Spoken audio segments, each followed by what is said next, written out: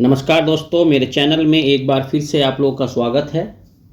मैंने अपनी पिछली वीडियो में शैव धर्म के विकास की जानकारी आप लोगों को दी थी, जो कि अधूरी जानकारी थी क्योंकि वो फर्स्ट पार्ट मैंने जो है रिलीज़ किया था।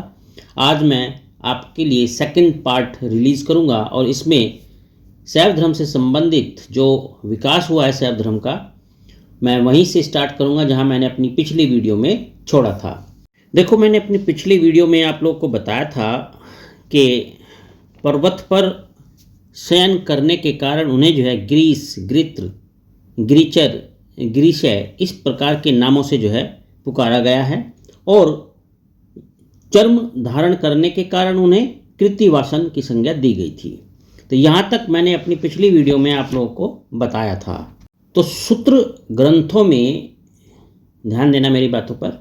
सूत्र ग्रंथों में रुद्र की स्तुति में 12 नाम मिलते हैं। शतपथ ब्राह्मण में 8 नामों का जो है जिक्र किया गया था।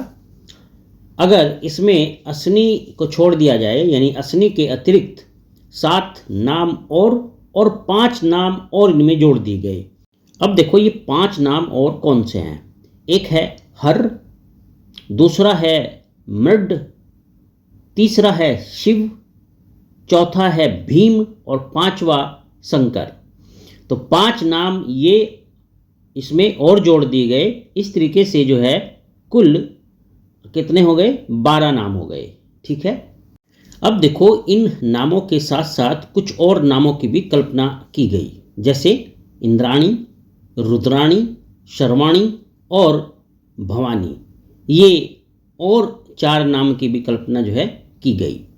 अब अगर हम लोग रामायण की बात करें तो रामायण में शिव से संबंधित जो है अनेक कथाएं मिलती हैं, जैसे विषपान की कथा, गंगा अवतरण की कथा, मदन दहन की कथा, शिव पार्वती विवाह, स्कंद जन्म इत्यादि इत्यादि। रामायण में शिव को क्या बताया मैंने? रामायण में शिव को और वर्षध्व उपाधि से विभूषित किया गया है। और एक बात और आप लोग बहुत अच्छे से नोट कर लेना कि जो शिव के परिचर नंदी हैं, शिव के परिचर नंदी, उनका जो उल्लेख मिलता है वो सर्वप्रथम इसी ग्रंथ यानी रामायण में ही मिलता है। बड़ा इंपॉर्टेंट पॉइंट है ये। अब बात करता हूं मैं महाभारत की। महाभारत में शिव की उपासना मानव आकार और लिंगकार दोनों रूप में होती है। ठीक है, मानव के आकार के रूप में भी और लिंग के आकार के रूप में भी, दोनों ही रूप में जो है महाभारत में शिव की उपासना होती है। देखो दोस्तों, एक बात और इम्पोर्टेंट है जो आपको नोट करनी है कि जो इनका कापालिक रूप है, वो कापालिक रूप भी महाभारत में वर्णित किया गया है। और इसी महाभारत ग्रंथ में कुछ और चीज़ें भी देखने को मिलती हैं, जैसे स्कंद जन्म, त्रिपुर दहा, सागर मंथन, दक्ष यज्ञ आदि आदि कथाओं का उल्लेख जो है इसी ग्रंथ महाभारत में मिलता है। अब अगर देखो हम बात करें पाणिनि के अष्टाध्याय की, तो पाणिनि के अष्टाध्याय में कहा जाता है कि पाणिनि के 14 सूत्र महादेव के डमरू से उत्पन्न हुए हैं। ठीक है।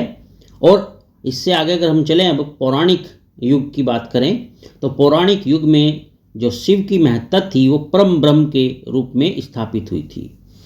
और दोस्तों, एक बात बहुत अच्छे से नोट करना आप, स्कंद पुराण में, ठीक है, स्कंद पुराण की बात बता रहा हूँ मैं, स्कंद पुराण में भगवान शिव कहते हैं कि सृष्टिकर्ता ब्रह्मा से पहले, ठीक है, ये बात नोट करना, ये भगवान शिव स्कंद पुराण में कहते हैं कि सृष्टिकर्ता ब्रह्मा से पहले मैं ही ईश्वर था, वर्तमान में मैं ही ईश्वर हूँ और भविष्य में मैं ही रहूँगा। ये स्कंद पुराण में बताया गया है।